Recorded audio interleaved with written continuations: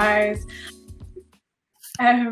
So I'm just going to explain a little bit about what we're doing today, and then we're going to introduce Hafsa, Nirvana, and Selma, and then I'm going to throw it over to you guys for a little bit to talk about like what you do and like the importance of it and how it came to be. And we're going to start with you guys from Dish Your Herbs, and then we'll go on to hear some of the incredible work that Selma's doing. Hi guys, my name's Aliyah Hasinah. I'm one of the associate curators of the Department of Dreams, and we've really been looking at like how do we imagine what's possible and what changes, sometimes taking things from the past, sometimes from the future, sometimes the present, sometimes picking it out of nowhere. And today's session is one very close to my heart,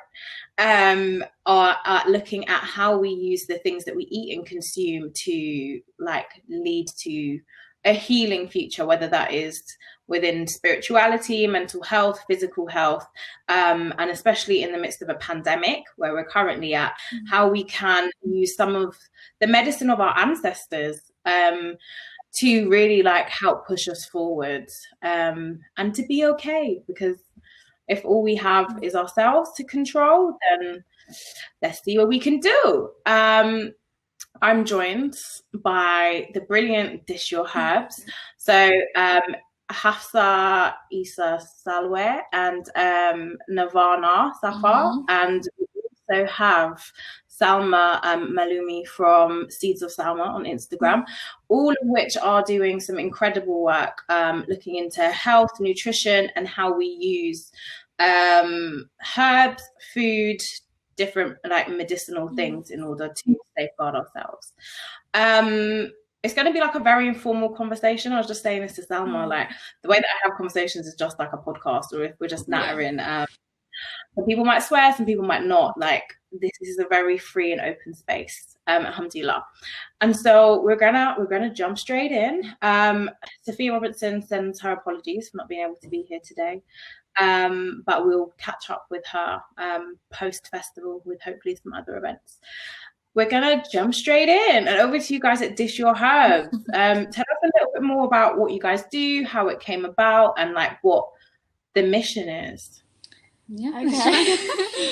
So we are Dish Your Herbs, and we've been best friends for I think like how many years? 16 years. We met each other at school, so we've known each other I think since we were about 12 or 13 years old. Probably I think 12, and we've been through pretty much everything together in life in general. So we're like that, like whether it's like boy issues or work problems or anything in life, just everything we've been through it all with each other. But what's amazing is that our passions really collided really nicely. So we both we really love to cook.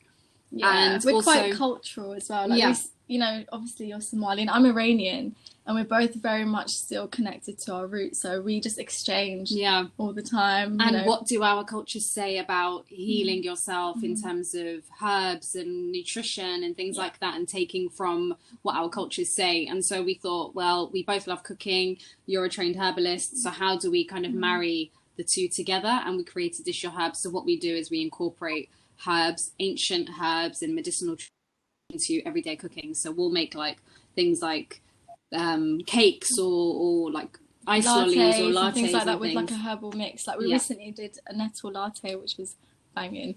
And normally people think nettle's stinging, disgusting, but actually it tastes really good. So it's just more about people. I think being a medical herbalist, I know that a lot of people don't like the taste of herbs as medicine. So we thought, how can we incorporate that into an easier way to intake them?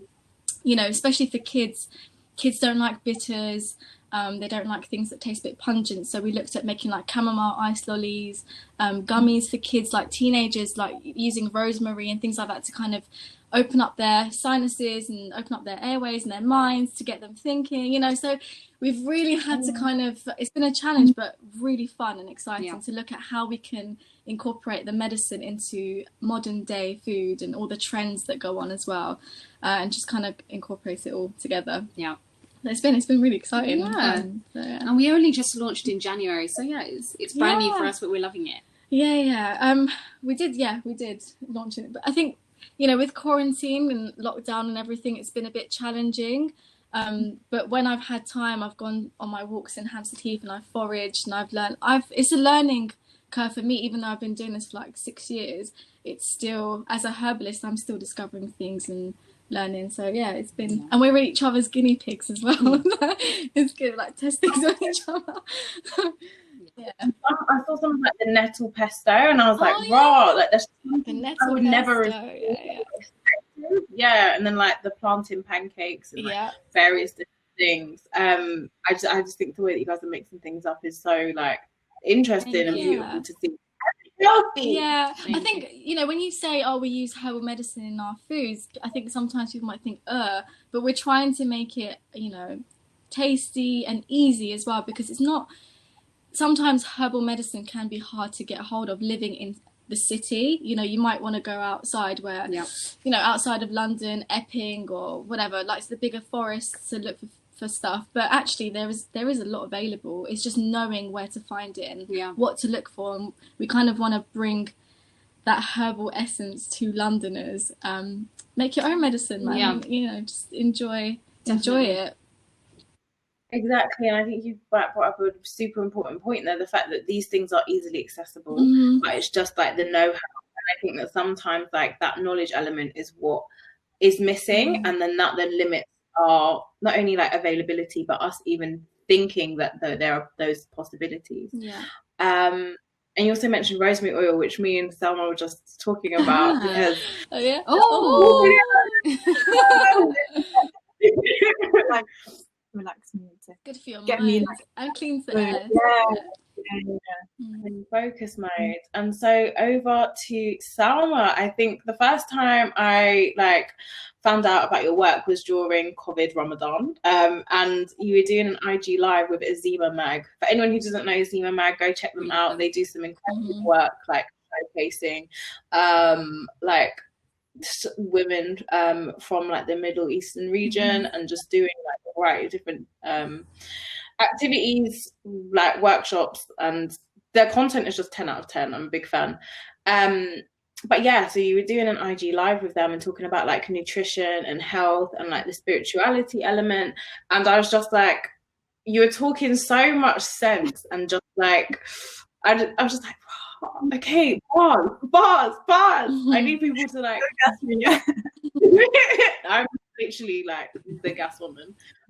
Forever hyping everyone. That's literally like my nickname. But yeah, and so I just wanted to like for you to explain a little bit more about the things that you do, like what centers your work, and the importance of nutrition and spirituality. Right, so thank you, Aliyah, for that lovely intro. So my name is Selma, and I recently graduated from UCL, where I studied medicinal natural products and phytochemistry. So a lot of that was looking at the herbal constituents and how we can use plants to heal. I'm quite anti like big pharma. I'm just enraged. High five. Here, but people are sick and sicker, and we're really becoming out of touch. So following, I think after this time last year, I did my first event where I was looking at sort of consciousness, but from a Muslim perspective, because all of these conscious pages are great, but I wasn't seeing anyone like rooted from a religious perspective. So I decided to throw myself out there, talk about a bit about energy healing, ancient medicine, because it's like something I take inspiration from. And then following my submission of my dissertation in September, I decided to launch my page SeedsofSelma, where I decided to continue on talking about consciousness and energy, but as a visible Muslim. And I did a few more events as well, and I'm hoping to do more events in the future, because there's a real need for this conversation and to see things from like a decolonized lens as well. Because spirituality, herbal medicine, yoga, things like that have unfortunately been commodified. And what I aim to do is to give credit to where it's due, you know, the ancient, the ancestors who in their knowledge passed it on, but we don't give them the credit today. It's very unfortunate. it's just another money-making hack now. So yeah, through my work, I aim to continue just teaching and sharing what I do know, and I'm hoping to become a health coach in the future following certification. So yeah, and I did find a passion in sharing what I know, and just like for women in particular, and creating safe spaces as well for women to explore spirituality without being called kuffar, so non-believer, or you know, just to be comfortable and to create a nice, loving space. So that's what I'm continuing to do, inshallah, in the future. That was amazing. Amazing. And like, just pick up on some of those points of like the way that spirituality is often viewed as not being an essential part of Islam, or it not being like the part that I feel like in every religion this happens, but like we can like pick and choose and sort of like divorce it from the holistic nature of like the way that the religion works. And so like I've got a book called The Prophet's Medicine, and all of it is basically like herbal medicine, what we're talking about today.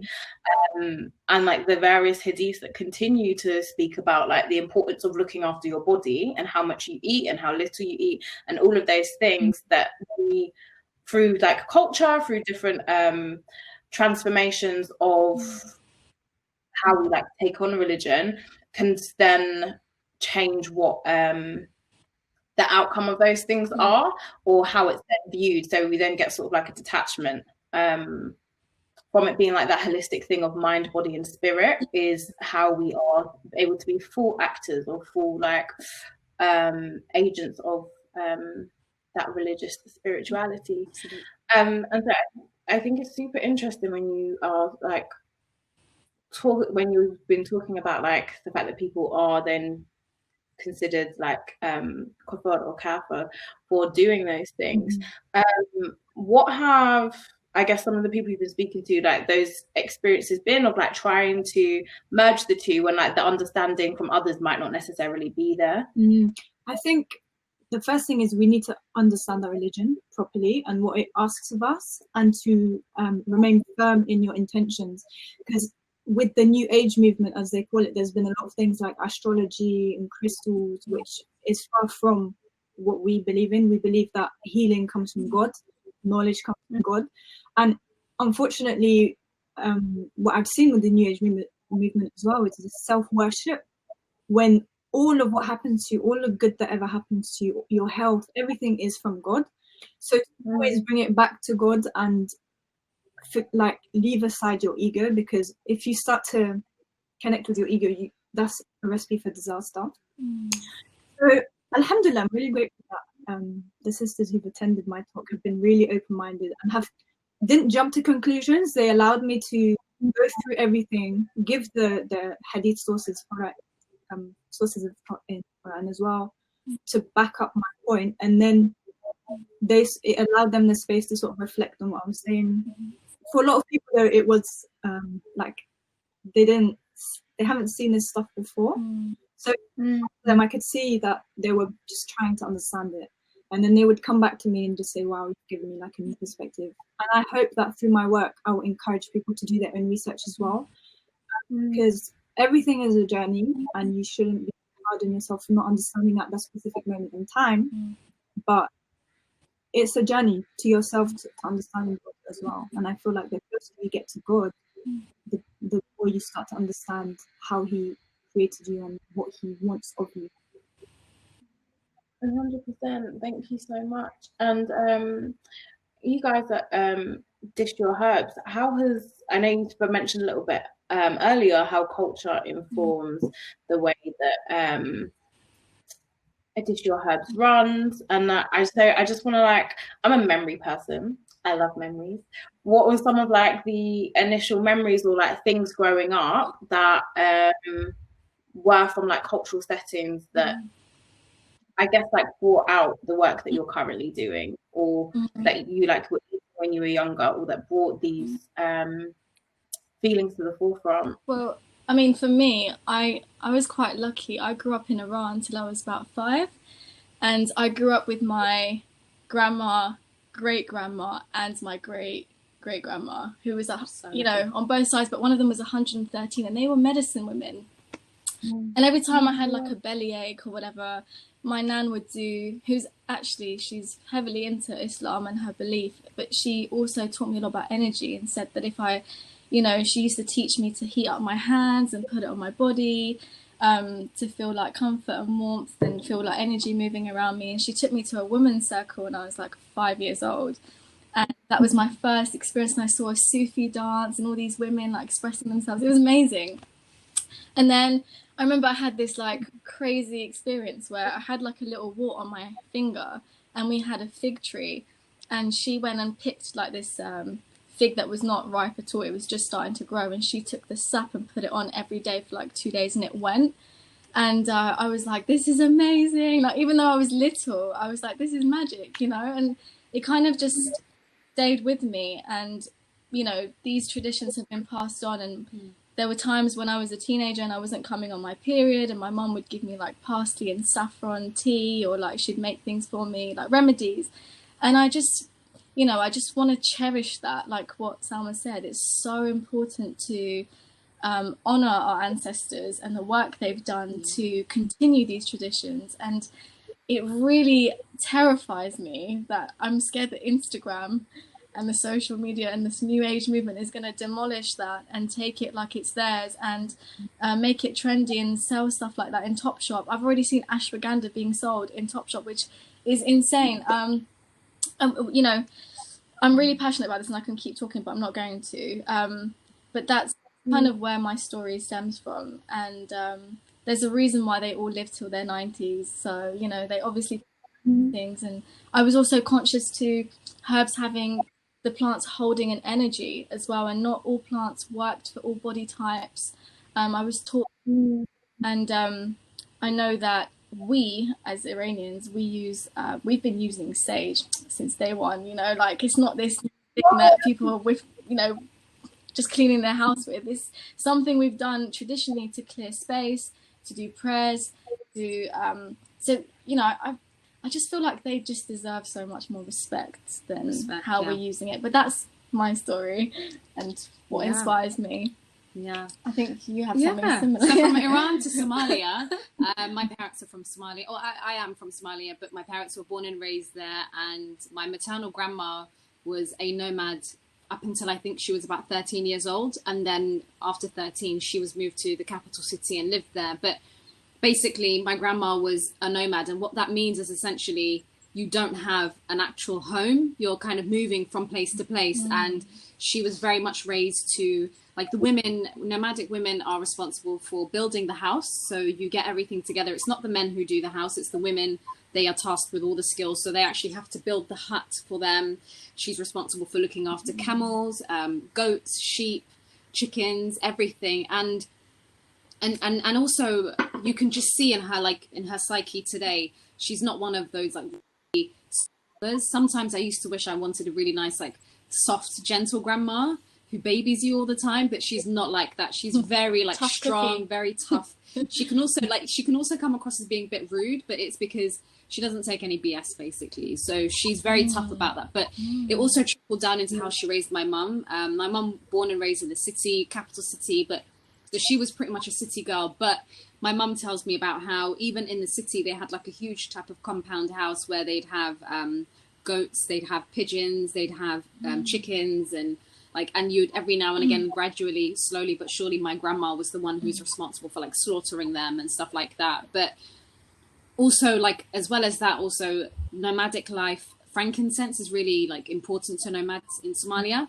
So my granddad, who's no longer with us, like my maternal granddad, he was also a nomad, I think, until he was about 9 or 10. And his job was basically, when his father died, he was responsible for going out to like, the really, really far parts of like the savannas in Somalia and extracting the frankincense from the trees. And then what you would do with the frankincense is a multitude of things. You can either chew it, and that's apparently supposed to be really good for your gum health.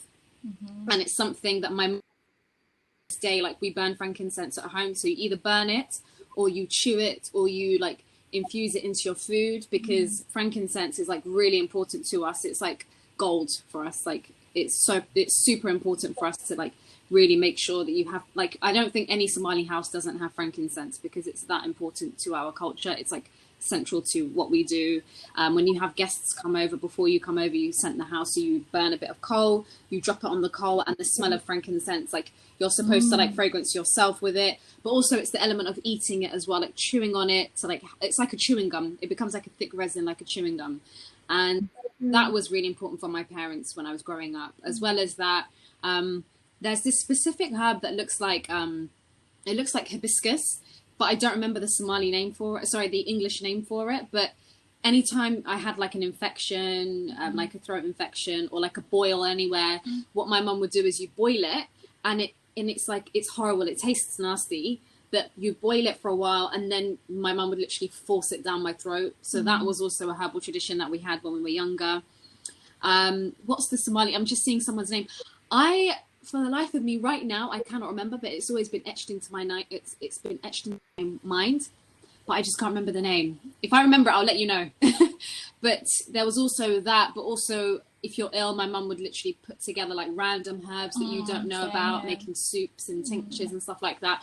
Somehow their remedies always work. It's just like, it's always like your grandma's remedy, your mum's remedy always works. Exactly. And it's remarkable to see like those traditions have really continued. Like my mum grew up in the city. She didn't really live the same life that my grandparents did, but for her, that's still really important for her. And for me, I don't live with my family, but I make sure that when I clean my house, I make sure that I practice. Yeah, like I don't live with my dad. Like I don't live with them, but I'm like, okay, when I clean my house, I need to make sure I scent my house. I still continue those traditions, and I still take into account that my mum has always said to me, Hafsa, like your health, it's based on what you eat. If you've got this issue, look at this book. And then also you mentioned about the book with the Prophet's Medicine, the bookshelf. We've got a bookshelf in our living room, and I have that book as well.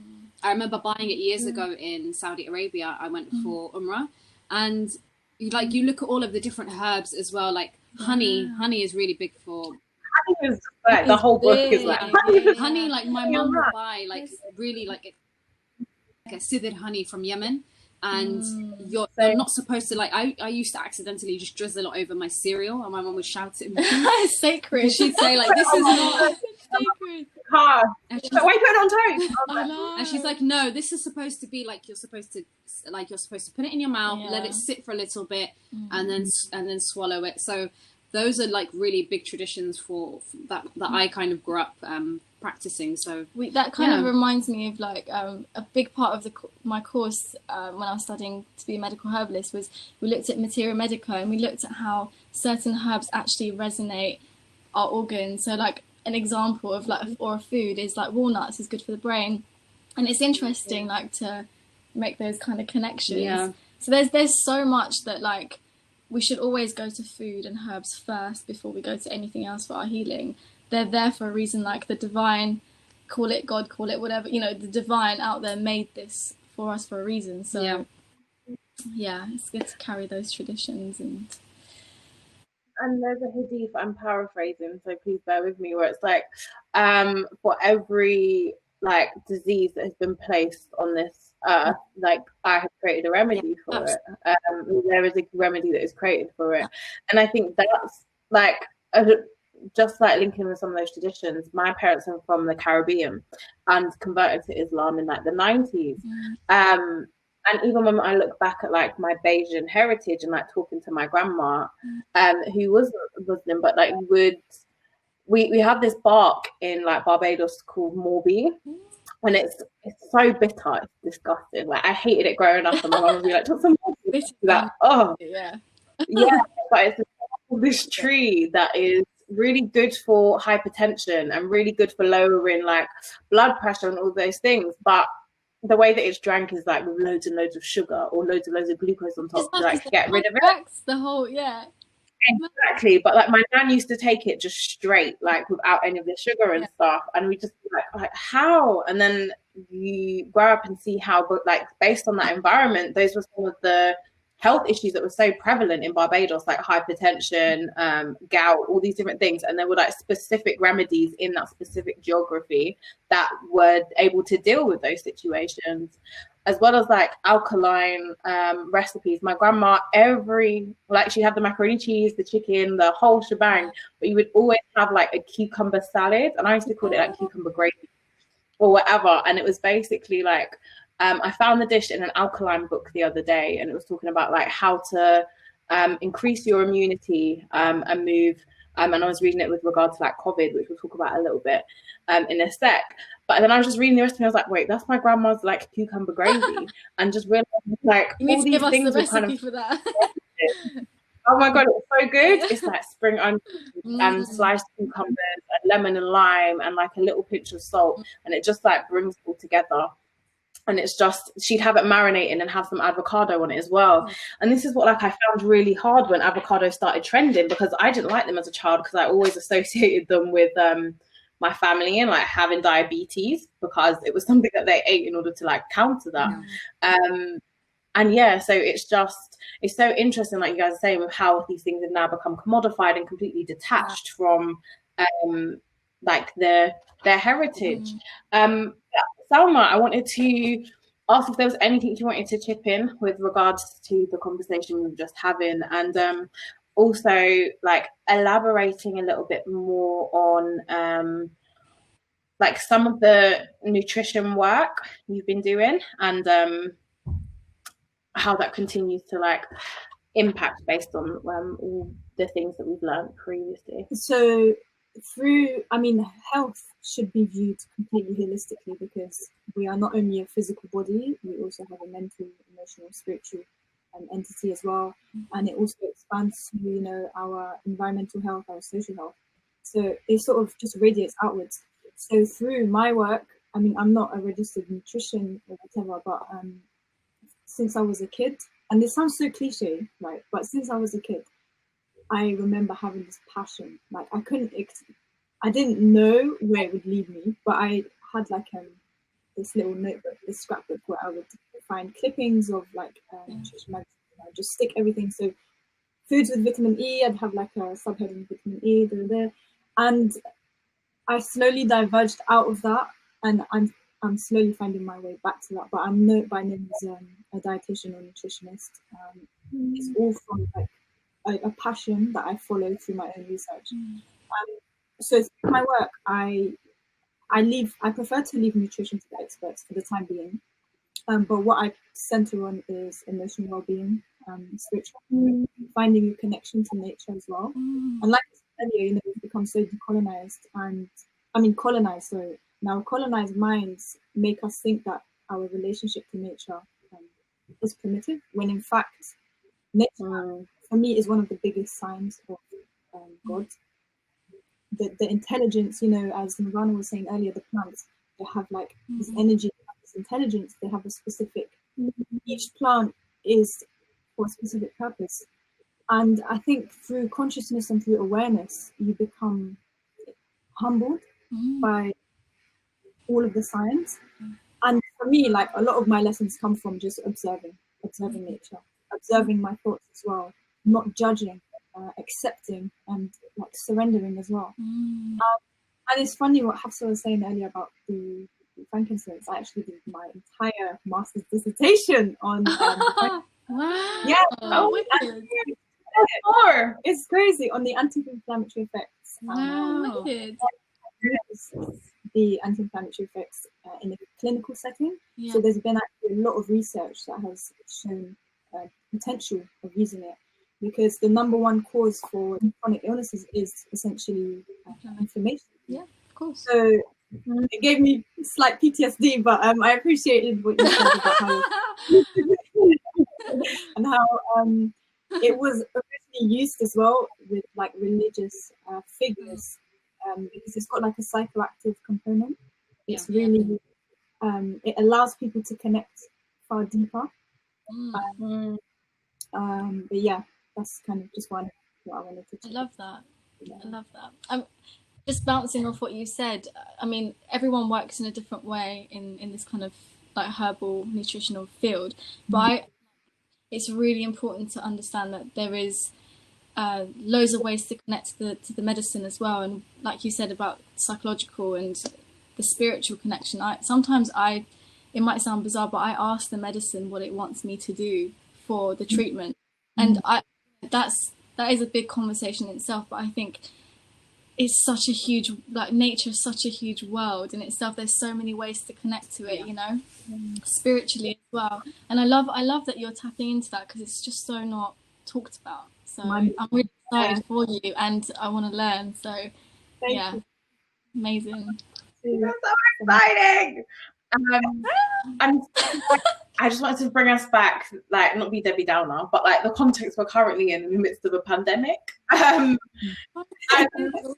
know, like, both of you have, like, all of you guys have spoken about, like, anti-inflammatory, the nature and how that can sort of help with, like, viruses and different things. And so I know it's been quite a touchy subject during the pandemic, but the role of, I guess, ancient medicine in being able to safeguard our immunity during this period of time, the use of fasting to strengthen our immune system during this period of time. And I guess I just wanted to speak on that with you guys. And what are some of, like, how have you been keeping healthy during the midst of this pandemic, and what knowledge have you been sharing with others? Should I go first? Yes. I mean, I found it very difficult from going. I like to think I'm a conscious person, but I realized how unconscious I am during this period of time. I mean, I found it really hard to surrender energetically to my lifestyle that I had, because I was working so many hours and trying to get my shit together. And I realized that my body was finding it hard to surrender, because mentally I wasn't letting go. And eventually, as I did, I realized so many things started to flare up. And I think the biggest thing, the fatigue and everything started to flare up. And I thought I was quite a conscious person when it came to my health. But it's for anyone that has gone through something similar, it's amazing to let your body, to release and surrender, as Selma said before, to let things come up. Because our nervous system is so important. We kind of disregard that because we focus on so many other things, but our nervous system and how stressed we are and how it causes inflammation in the body, it's when you let go, you actually then start to realize there's other things going on underneath. The real root cause of problems start to flare up, and then that's when you can kind of work through it. But personally, for me, I think always start with your nervous system, because if you start to regulate that, then your mind can, you go into more of a parasympathetic state. And then if there's inflammation or infections or any kind of disease, then you kind of work your way through that.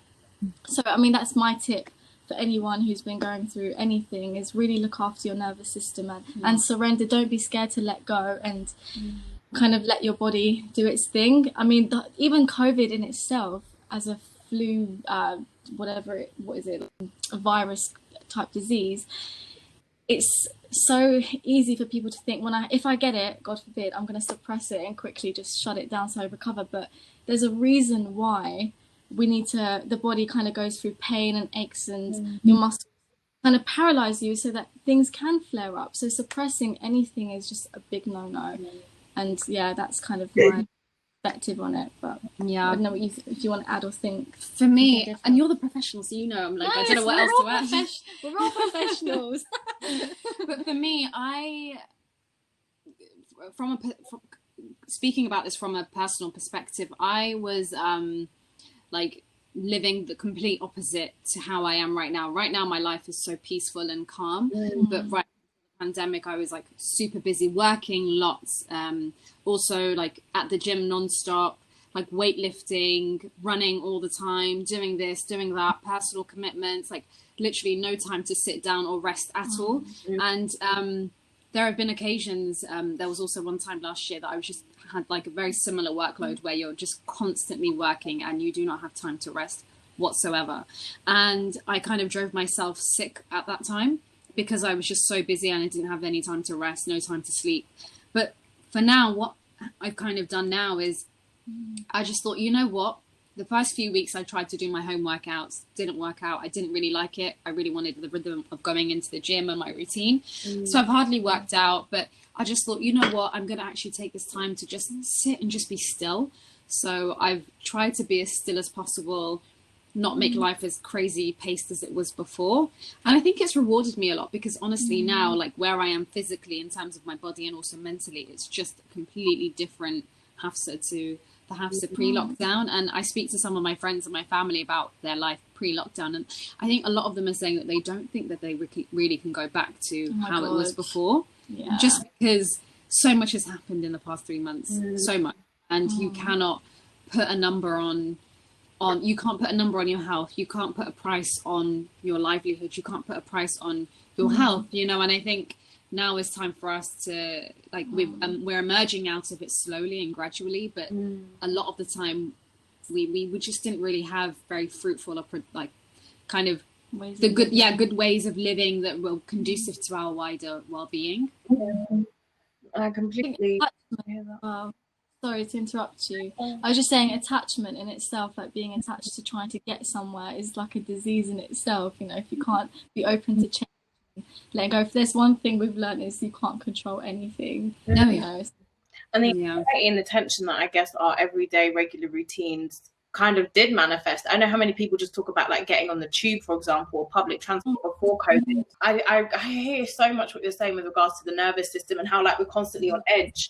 Like one thing I always say is like, drop your shoulders, and like I'm not even aware of it. And I'll be talking to my mum on the phone, and she's like, and I'm like, Mum, drop your shoulders, and she's like, and I was like, you can hear it, but like we build this tension up, and then like when we're in a space of intensity or just like general tenseness, we're more susceptible to disease and to like being able to take on things that aren't serving for us. And I think with quarantine and that complete lockdown, like 2 of my housemates had COVID. I don't know if it's COVID or COVID, I keep saying each one. I know, I'm like, I don't know, like that disease thing. And so like I'm genuinely like very slow paced, but also have a very like hectic schedule. So as soon as I was told that I didn't have to do that anymore, I was like, yay, and just got into a new routine very, very easily. But like some of my other friends, it was really like then they just sat down, and because they'd been on so much overload, including like some of my housemates, they were so much more susceptible to like get the disease and then like be debilitated by it. And like some of the ways we came through it were by like using rosemary tea and thyme tea and like drinking that to like cleanse their bronchioles, also like vitamin C and garlic and all the things that we would use generally if we had a flu. But again, because of the hysteria and all the things we were seeing on TV that were continually telling us and like amping up that anxiety, our bodies weren't like able to receive like the nutrients. Like you were saying, you have to start with your nervous system first before we like take on those additional things. And like alhamdulillah, they both like got healed of COVID, but it was literally like the medicinal medicine and the rest and the being told that like you have to drink all this water and look after yourself and just like relax, that got them through. But it is exactly like you're saying. Thank you so much, Selma, for the feelings. And I guess like the same question of how has this current context affected how you've been looking after yourself? I mean, so with the pandemic and with health in general, health is one of those things where if you only realize the value of it when it's gone. And I think that's one of the important lessons that hopefully the world has come to terms with, is that health it should always be your priority. And when you look at like ancient systems of medicines and how they went about their health, they didn't wait until they were diseased. They didn't wait for the disease state. So everything they would do would be preventative. So they would nourish their health through like daily practices. And so like the main theme for me that underpins all of these ancestral healing methods is awareness, consciousness, awareness of how you feel in your body. And that's something that meditation and mindfulness practices teaches you. is that you need to feel yourself in your body. I mean, we're so distracted all the time. Our brains are just like non-stop. And even like, how many thoughts do you think you have in a day? It's roughly 30,000 thoughts. And how many of these thoughts are actually leading you to the self-destruction, the self-effacing words? And it's just about, like you were saying earlier, about feeling yourself in your body and releasing. Whenever you feel like you need to release, find a way that works for you. For me personally, it's journaling. I mean, it's helped me so much. Yes. Journaling. Yeah, journaling. Yeah, yeah. Amazing. Suppressing anything, whether it's physical state or mental state, will only allow it to fester, and then at one point it will just explode. So just taking things in your stride. And so awareness has been like the number one thing for me, and I take inspiration from the greats, right? And when I talk about ancient medicine, I'm specifically talking about TCM, so traditional Chinese medicine, and I medicine as well. So it's not a diet, but it's a lifestyle, it's a philosophy, it's something that they lived by and they cultivated it throughout their lives. And unfortunately, like the medical system that we see today is only 100 years old, right? But the way they go about it is this concept that everyone is the same, that everyone has the same like genetic makeup and biochemical makeup, when in fact we're all completely independent and unique beings. And what I really appreciate with TCM and Ayurveda is that they take the time to look at you as an individual. So one thing, but then you've got the emotional state, someone's temperament, and all of these things can contribute to how you react to different lifestyle factors, for example. And what was I going to say? And that's why, for example, two people can have the exact same illness, but the symptoms can be completely different. So I think we need to actually go back to our books and start studying, because these are the things that they will never teach you in medical school. They'll never teach you in mainstream education. Because how revolutionary would it be, right, if you take control of your health and you regain that control back? Because ultimately, no one knows your body better than you do. And I've always been skeptic anyway. Like, alhamdulillah, my parents, they never resorted to like pills or paracetamol. It would always be like, okay, this means that I've pushed my body a bit too far, so now I just need to rest. And even like with fasting, I think it was mentioned earlier, like fasting initiates the body's own healing system. There's a term called autophagy, which allows your body to heal, and it's a like renewal process and a recycling process where your body destroys like the old toxic cells, and it uses that to make new ones. And even like Greek physicians like Hippocrates, like even in the 5th century, we're talking about time ago, they knew what they were doing. They had this intuition, and whenever his patients would come to him with like an ailment or something particular, he would tell them, fast for 1 to 2 days at least, at minimum. And when you see what's happening today, people don't even they don't make use of the natural healing system.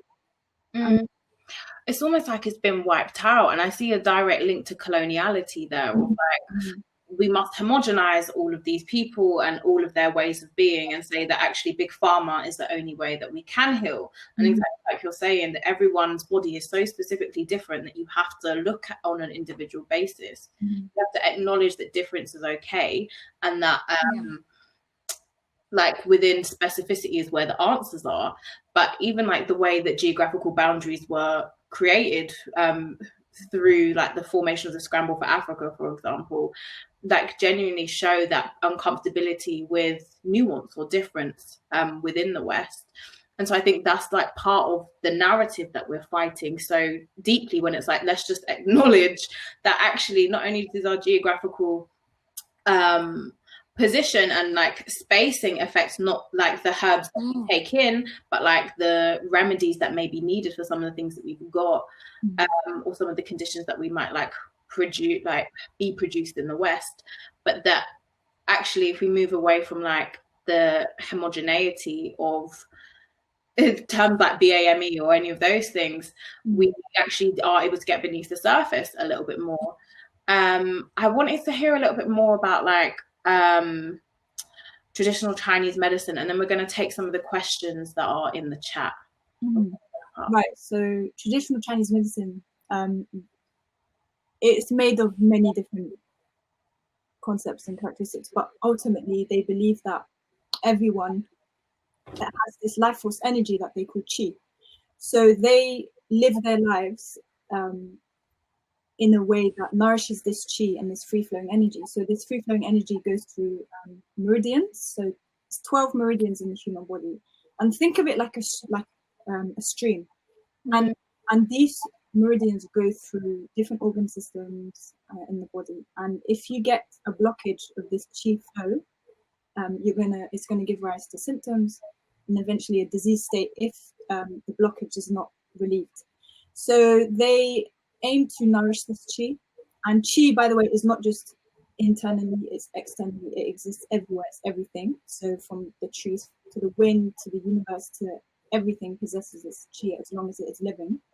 So they nourish this qi through various processes. So the number one way is nutritional and herbal supplementation if needed, following practitioners' advice. And they also do acupuncture, so it's very specific points in the body that relate to organ systems. And even if you look at like our hands and our feet, so specific regions can relate to specific organ systems. So by stimulating these, you're relieving that tension and that blockage of energy. And so they also use like meditative practices like Qigong, which is a form of meditative movement, which is something that I've recently taken up and I've really liked. It just feels very calming. And the whole point is to become aware of this energy. And even Nikola Tesla, like one of the greats, who unfortunately, as many others, did not get the recognition for his work. So he stated that if you want to understand the secrets of the universe, you have to think in terms of energy, frequency, and vibration, because everything requires those things. Even us, we are electrical beings. You know, one cell requires 1.5 volts of energy. And if you look at the human system, like our hearts are the biggest producers of it's the biggest producer, of electromagnetic energy. And the brain as well, like we measure the heartbeats and the heart waves. So they aim to restore this energy. And again, like I said before, it's preventative. So for them, if they've reached illness, it means that they've neglected everything that should have come before that. And because ultimately raindrops will eventually cause a flood. And they also believe in the 5-element theory, which is that everything that exists internally is a reflection of what exists externally. So the 5 elements, and just briefly talk about it, I know we're kind of short for time. So it's earth, wind, metal, air, water. And this manifests, it's more symbolic, but it manifests itself in organ systems, in emotions, in seasons, in times of the day. Like it really shows the relationship, the interpersonal relationship that we have with everything. And so, for example, the fire element is associated with heat. So what produces heat in our body? It's the heart, the circulatory system. And then the emotion that we associate with the heart is love. And if you have an excess of the fire element, then you might be prone to anger or extreme frustration. But if you're lacking it, then it would be things like maybe you don't feel the love, you don't feel passionate. And they aim to reestablish this balance by looking at you as an individual and what elements are so imbalance and what elements are require like a rebalance. And it's this concept of yin and yang as well, this concept that everything is in balance. So yeah, that's just briefly a bit about this one. It's so interesting. Like, I could literally listen all day. Before we go to questions from the chat, because it's popping off and they want some of your guys' advice. I just wanted to ask, what are the herbal medicines or the herbs or vitamins that you guys take on a daily as part of your routine, and why? At the moment, I'm quite big on my nervous system. So I take Passiflora, Melissa, which is lemon balm.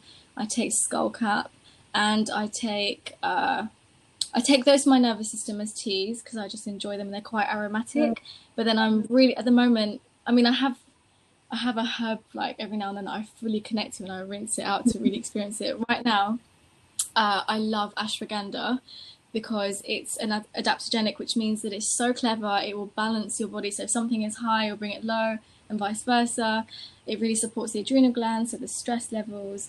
And right now I'm obsessed with nettles because I've said this before, like I believe in eating with instinct, and it's nettles popping off, and we did loads of nettles, so that's my herb at the moment. But yeah, at the moment I'm kind of, you know, like I said, nervous system is the key with everything that's been going on. And occasionally, like, you know, with cooking, I mean, we add loads of spices, rosemary, thyme and all that anyway, and garlic for immunity. So yeah. And for me, like you said, you're big on your nervous system. I'm big on balancing out my hormones. So I deal with a condition called Polycystic Ovarian syndrome, which means that there's an imbalance of hormones. And so for me, I'm kind of like trying to balance. It's like a delicate balance of estrogen versus the testosterone and so on. So we've been both drinking spearmint tea. So spearmint tea is really good for balancing out the hormones and balancing out testosterone. Also, I'm really big on ashwagandha as well. I drink that every night. So I just get a bit of a powder, mix that into like either a tea or coconut water, and then just down it. And then after that, it just really, after I think about an hour, it really mellows you out. And then I've noticed that when I wake up in the morning, I'm like a spring chicken. You just wake up and you're ready to go. Also, I take, like you mentioned, you also do skullcap. I take Agnus castus, Vitex, also known as Vitex, skullcap. So those are really good for balancing out your hormones again. Also, what else do I, maca. So what I use, maca is amazing for balancing out the hormones. It's great also for giving you a lot of energy. And I incorporate that into a lot of my baking and my cooking because I like the taste. It has like a nutty, caramelly type of taste. Yeah. It tastes a bit malty as well. So what I do is I just mix it with some like peanut butter and drizzle that, or I'll mix it into like any cakes that I make or cookies and stuff. And it's just a good way of balancing your hormones, but not really feeling like you always have to mix tons of powders and stuff. I already take a lot of herbs in pill form, so I just incorporate it into my smoothies and my baking and stuff. So yeah, I think that's pretty much most of the herbs I take. I do take a lot more, I just can't think of them. Yeah, that's just a top line. We're always taking herbs in our lab in the kitchen. Yeah. I love it. And Selma? So for me, my go-to is ginger and turmeric. So what I like to do is I like to chop up turmeric and ginger, the root, by the way, and I let it boil.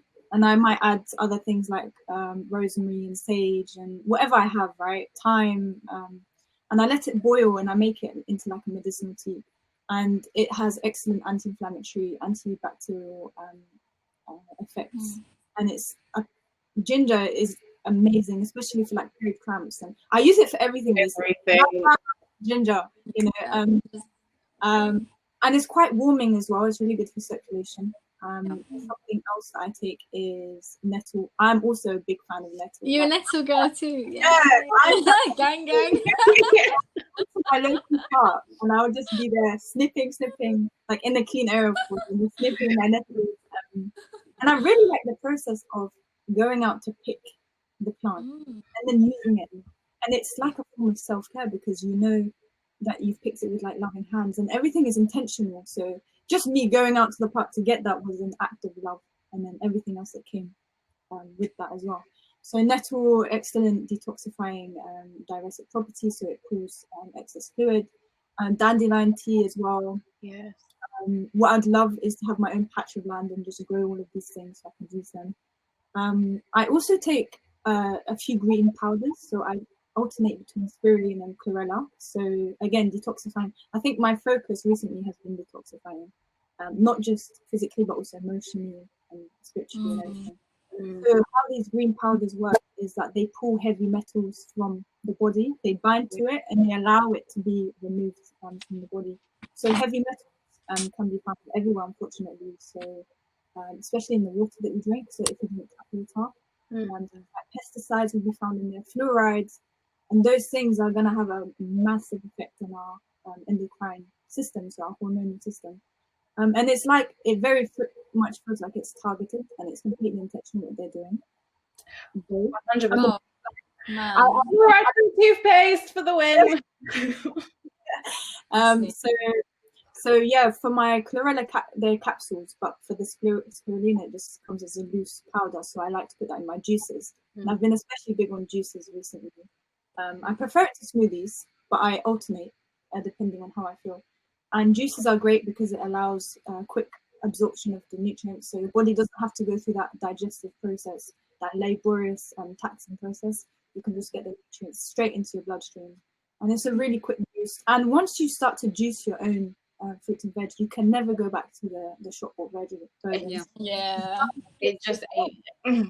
They fill it with, you can just taste the sugar and preservatives as well, and preservatives and all of that stuff, which is taxing on your body because your body doesn't know how to deal with it. It's not natural. So anything that's not natural, your body will struggle because evolve alongside it. And you don't have the same vibrancy after drinking it either. When you have a fresh juice, I've started putting like black seed oil, like a little drop, especially like at the height of like COVID, in my juices as like another way of absorbing it. But like you're not going to get that in Tropicana, unfortunately. No, it won't. Thank you guys so much. Like, if you guys haven't been writing them down, you should be writing them down. And if you like want to find out more, definitely go follow Dish Your Herbs and Seeds by Selma. We're gonna Selma. My bad. Thank you, honey.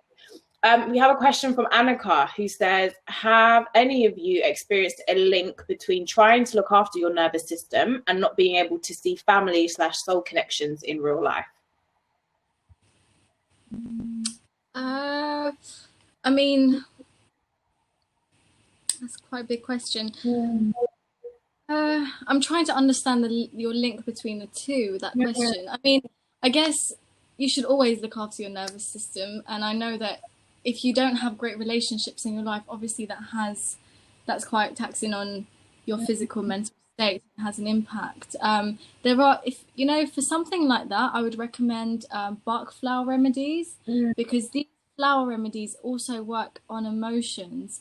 They're actually known to have these beneficial effects. So if you feel like you're dealing with a lot in your life with your health and you're not connecting to people around you in your relationships, Bach flower remedies are a great way to kind of deal with that process. So I would look into that. I hope I'm understanding your question quite right, but I think that's what I would kind of divert you into, that kind of direction. Nice. And no one can say who you've got a soul connection with. I guess you just kind of have to feel into that. And it's quite a big question, I think. I think specifically in like the quarantine thing of not being able to, like, the social distancing and being like, that's a way of calming your nervous system. But Annika's then added something of, I think there is a healing value in the love our families, usually the femme pour into the remedies they tend to us with, whether that is haldi or the plants they water every day. So when Starbucks attempts to colonize golden lattes, it can't have the same healing properties, again, because of like the love and the energy transfer when those things are being given to you. Actually, going off on that, sorry, what's interesting is my sister is kind of, during the quarantine, my sister was learning how to do a lot of Somali traditional recipes, or just like even normal foods that my mum used to cook. So she would like FaceTime her and say, hey, like, what's going on? Or she'll take photos and send them to her on WhatsApp, and then my mum will be like, good, keep that up. Or my mum would respond to like troubleshooting questions that my sister might have and say, oh, I think my chicken isn't, like, it's not as moist as you make it, for example. So connecting with your family via FaceTime and other tech, just to kind of still keep that tradition going, but connecting over food. But naturally you wouldn't be able to do it physically, but through technology. Finding our way into the future. We've got another question from Rich. He says, I'm curious about natural remedies to migraines. And he says, I think he's been hospitalized 3 times in his life, but appear once a week, with a link to depression, and manage with sumatriptan. Triptans are active, which contacts blood vessels around brain. Any alternatives for like reoccurring migraines? Again, that's I don't like to ever advise unless I know more information, but just bouncing off that, if you look at it from an Ayurvedic or TCM perspective, normally migraines are excessive heat in the body that's rising and causes severe headaches and tension. So perhaps looking at either from a Chinese perspective or an Ayurvedic perspective on how to balance the heat in your body, that might bring down some of the migraines and kind of cool the system down. And again, within that, looking after your nervous system and taking magnesium is a great supplement. Please, whoever's buying herbs supplements, please don't go to Holland and Barrett, just because I feel like, I don't want to shame any brands, but overall I don't feel like their quality is up to scratch. Going to places like Planet Organic or Whole Foods, they normally have advisors there that specialise in supplements and they can advise you better. So get really good quality magnesium so that you're actually absorbing it the right way. I can attest to magnesium. I've actually been hospitalized for migraines before as well. Like about 6 years ago, I had migraine. I had like, I think, a week-long migraine that was just not ending, and I was taken to hospital for it. And definitely magnesium really helped me. I don't remember baths as well. You can do magnesium salts. Yeah, or like your foot baths and stuff, like just like soaking in like the magnesium flakes or like the spray. Like, and the thing is, if you spray it anywhere on your body will still take it in. And I think that's one of the fastest ways of being able to take in magnesium as well. So yeah, migraines. I haven't had migraines in a while, but definitely magnesium has really helped me because it kind of releases, I think, some of that tension in the body. Definitely. I mean, that is, that's a symptom. That's a symptom of something deeper that's going on, and so is the depression. That's a symptom. So you want to maybe look a bit deeper at what's causing these flare-ups. But human touch is really important. You'd be surprised but how healing a massage can be. So treating yourself to like an Indian head massage or something like that to kind of open up the airways with this nice essential oils. It's just, I know for me, that's what soothes my migraines, because I do get them quite bad sometimes when I'm stressed. So there's some tips for you to play with, I guess. Thank you so much. I think we've got one more from Fatima, who says, what herbs would you recommend to reduce period pain? I know the pain often comes from an imbalance of hormones, but wondered what your thoughts are. I've got my favourite herb is called cramp bark. And it's in the name, cramp. So when I have cramps, that is my go-to. You can get cramp bark in capsules, in tinctures. That's another thing I actually forgot to mention. The form of herbs that you take is quite important. Obviously, look at you as an individual, but tinctures are really good for things like menstrual problems or hormones, because the alcohol and the tincture itself absorbs into the body real quick. If you don't want to take alcohol, you can mix it with a bit of hot water in it. The alcohol evaporates, but the medicinal benefits still stay, so that can work. But cramp bark is the go-to, but you've got to be careful of how much you take. So it's quite an intense herb, but yeah, it's great for period cramps and period pains and PMS. And for those who don't know, could you explain what a tincture is?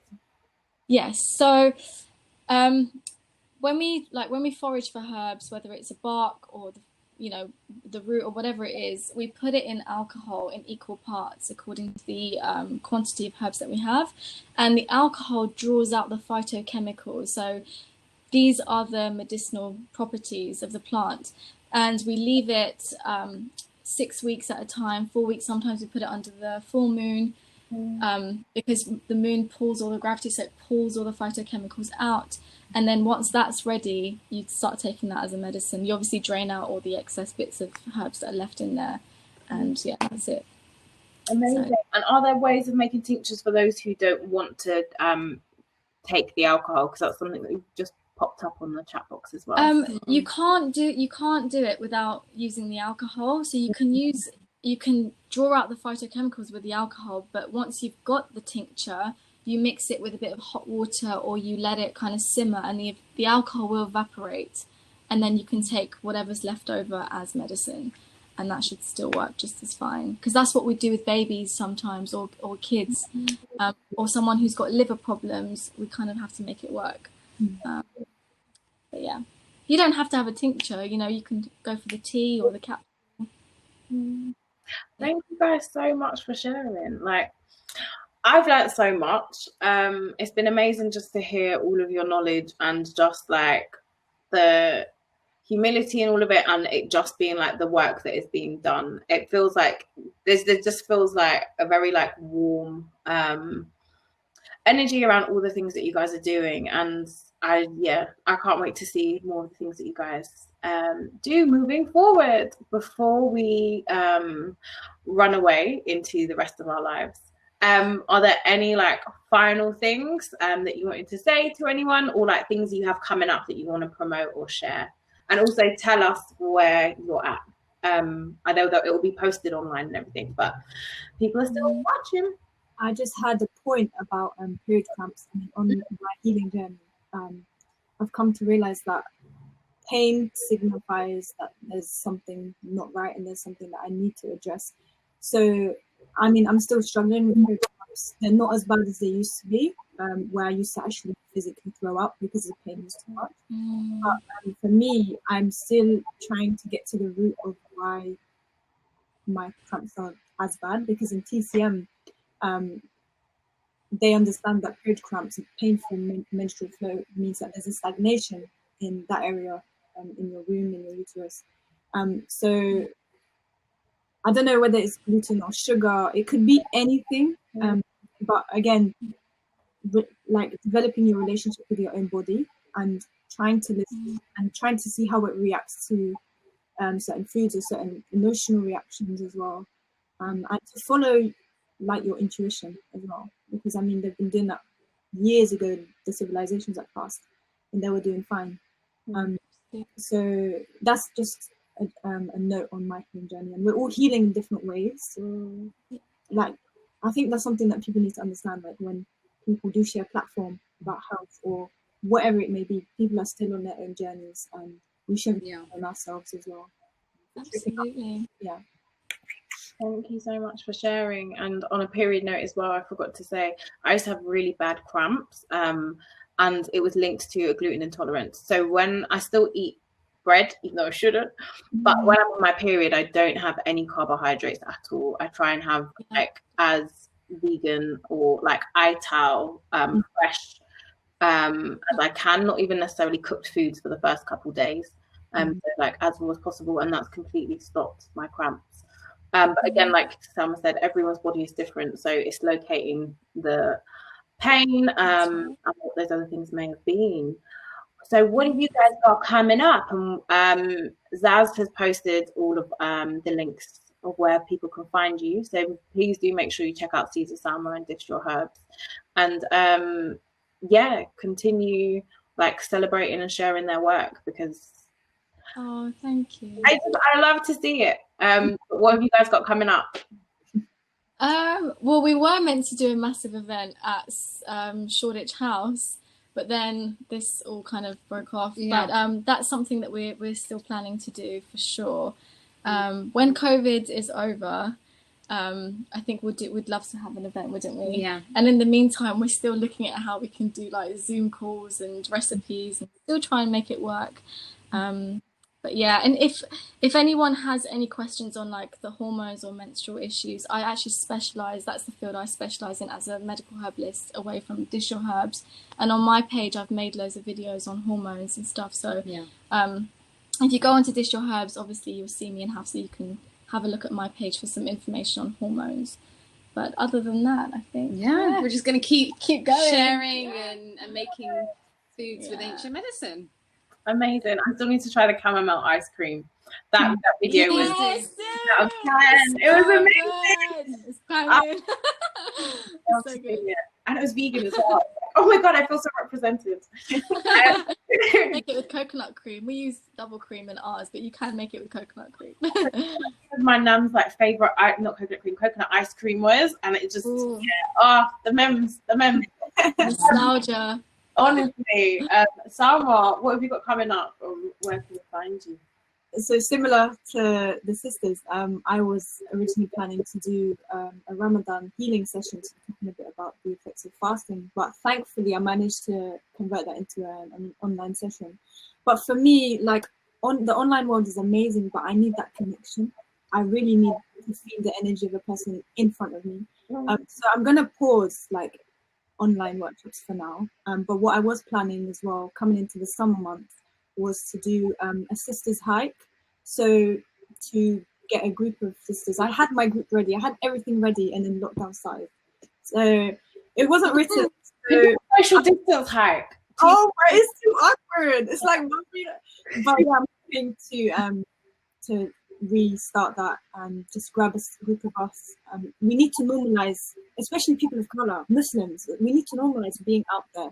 It shouldn't be a predominantly white space. Like, we have every right to have the access and to enjoy and to appreciate our surroundings and the place that we do call home. So I'm hoping to get that done as soon as this lockdown is lifted. I'll be out there. So that sounds like I'm coming.